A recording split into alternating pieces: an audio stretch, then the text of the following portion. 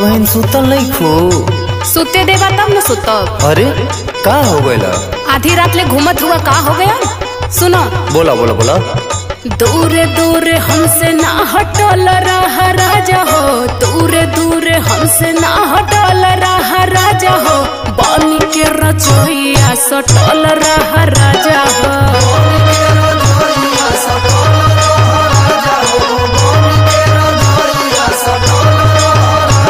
अरे पागल तू के पता है हम तोरे बदे कहाँ से भाग के आवत हई?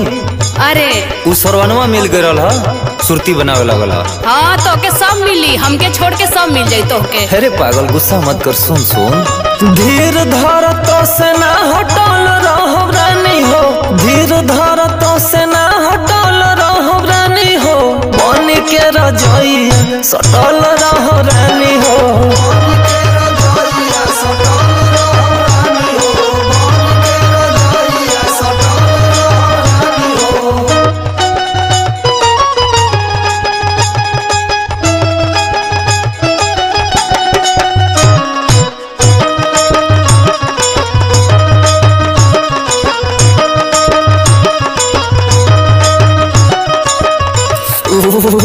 हमहू के तो ठंडिया लगते है ना। कापा मत, चला पहले हाथ गोड़ सेका तो बतिया बादे में। हाँ हाँ चला चला चला। मना करा तो जाना मर्दारा पहलवान बन के घूमा। मान जा। दुआरा पपुआ राजा रहबा राजा जाने, पर शीतल हरी धनी होई परेशानी, दुआरा पपुआ राजा रहबा राजा जाने, पर शीतल हरी धनी होई परेशानी। एको पल दूर ना कटल रहा राजा हो, एको पल दूर ना कटल रहा राजा हो, बन के रजोइया सटल रहा राजा हो।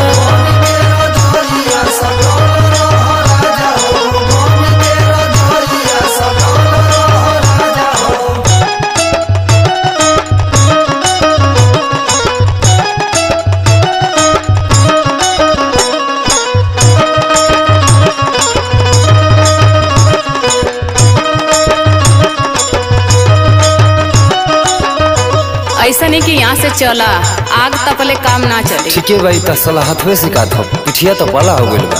और का? हाँ हाँ चला चला चला चला। कोरा में सुताला राहुल ओढ़ के रजाए,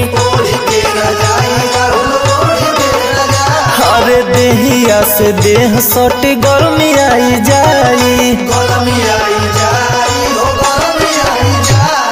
कोरा में सुताला राहुल ओढ़ के रजाए, और देहिया से देह सट गर्मी आई जाई। साथ छोड़ी सरवन के डटल रहा राजा हो, साथ छोड़ी सरवन के डटल रहा राजा हो, ओढ़ी के रजोइया सटल रहा राजा हो। हर बन के रजोइया सटल रहो रानी हो, ओढ़ी के रजोइया सटल रहा राजा। हर बन के रजोइया सटल रहो रानी हो। ऐसा ना कि ठंडी भर दोस्तन से मुंह मोड़ा और मेहरारू से दिल जोड़ा, तब बे तो गुजारा होई। ठीक बा डार्लिंग।